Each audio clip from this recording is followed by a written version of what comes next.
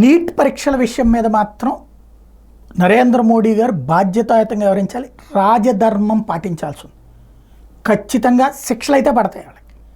దీని మీద ఒక బాధ్యతాయుతమైన ప్రకటన మోడీ అయినా చేయాలి, విద్యాశాఖ మంత్రి చేతనైనా చేయించాలి. అలాగే దీంట్లో క్షమాపణ చెప్పినా తప్పులేదు. ఎందుకంటే 20 లక్షల విద్యార్థుల జీవితాలు ముడిపడి ఉన్నటువంటి అంశం. తప్పు ఎక్కడైనా జరగచ్చు, భవిష్యత్తులో మళ్ళీ పునరావృతం కాకుండా చూడాలి. పేపర్ లీకేజీలు అనేది ఎక్కడెక్కడ జరుగుతున్నాయి అన్నది కనబడుతున్నది. పేపర్లు పరీక్షల నిర్వహణ అన్నటువంటి రాష్ట్ర ప్రభుత్వాలకి ఎట్టి పరిస్థితిలో ఇవ్వకూడదు, కేంద్ర ప్రభుత్వమే నిర్వహించాలి దేశవ్యాప్తంగా. ప్రాబ్లం అనుకుంటే పరీక్ష ఆపేయండి, లేదా ఆ రాష్ట్రంలో ఆపండి.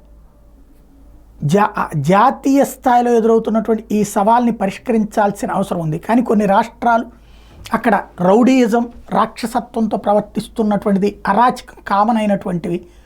బెంగాల్ కానీ, లేకపోతే కనుక ఉత్తరప్రదేశ్లో కానీ, లేకపోతే బీహార్లో కానీ ఇట్లాంటి సమస్యలు గ్రౌండ్ లెవెల్లో కంట్రోల్ చేయలేకపోతున్నాయి అక్కడ ప్రభుత్వాలు కూడా.